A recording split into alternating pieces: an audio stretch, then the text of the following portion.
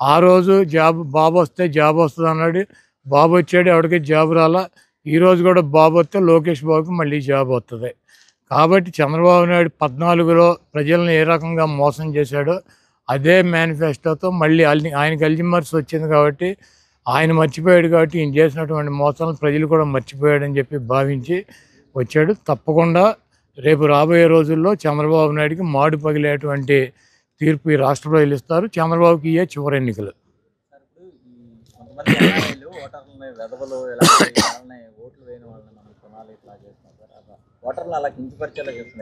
అంటే తెలుగుదేశం పార్టీకి కానీ తెలుగుదేశం పార్టీకి వెనకాల ఉన్నటువంటి ఆ సామాజిక వర్గానికి కానీ ధనబలం, మదబలం, కులపిచ్చతో విర్రవీగుతున్నారు.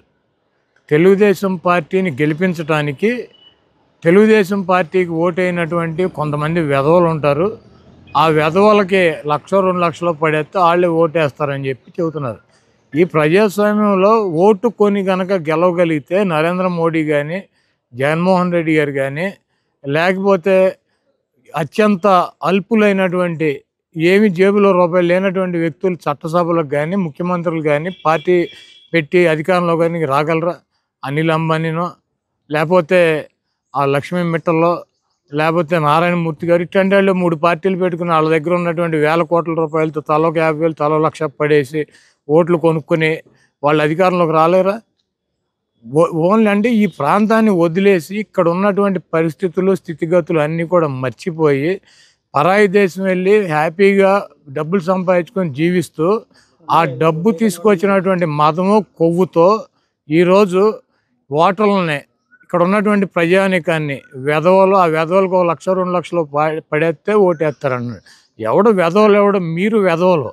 ఈ దేశాన్ని వదిలేసి వెళ్ళి డబ్బులు సంపాదించుకోవటానికి అక్కడ డబ్బులు సంపాదించుకొని అక్కడ హ్యాపీగా జీవిస్తూ ఇక్కడ ఉన్నటువంటి సామాన్యమైనటువంటి నిరుపేదలని, ఎస్సీ, ఎస్టీ, బీసీ మైనార్టీలని జగన్మోహన్ రెడ్డి గారికి అండగా ఉన్నారని చెప్పి అటువంటి వ్యక్తులను వెధవలు అని చెప్పి సంబోధించేటువంటి మీరు వెధవలు.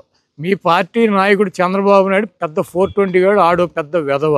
ఈ వెధవల పార్టీకి పచ్చకామెర్లాడికి దేశం అంతా పచ్చ కనపడినట్టు ఈ వెధవలందరికీ ఈ రాష్ట్రం ఉన్నటువంటి ప్రజానికం వెధవల్లాగా కనపడుతున్నారు. కుక్కగాటికి చెప్పు దెబ్బ అని చెప్పి ఎవడు 1,00,000 పడేస్తాడు, ఎవడు 2 లక్షలు పడేస్తాడు, ఎవరిని కొంటాడో రేపు ఎలక్షన్లో చూస్తారు. కుక్కగాటికి చెప్పు దెబ్బ అని చెప్పి చంద్రబాబు నాయుడికి, ఆయన మద్దతుదారులకి మరి పొళ్ళు రాలిపోయే సమాధానం రాష్ట్ర ప్రజలు చూడటానికి సిద్ధంగా ఉన్నారు. కేవలం గుడివాడ కాకుండా మిగతా అన్ని చోట్ల కూడా ఎవరైతే ఈ ఎన్ఆర్ఐలనే వాళ్ళు మోహరిస్తున్న పరిస్థితి, ఎన్ఆర్ఐలు అందరినీ ఎలక్షన్స్ కి 20 రోజుల పాటు పూర్తిగా నియోజకవర్గాల్లో మోహరించాలని వాళ్ళు ప్లాన్ చేస్తారు. ఎట్లా ఎదుర్కొంటారు సార్? ఇప్పుడు గుడివాడ కాన్స్టిట్యూన్సీలో 2,05,000 మంది ఉన్నారు. ఎంతమంది ఎన్ఆర్ఐలు దిగుతారు?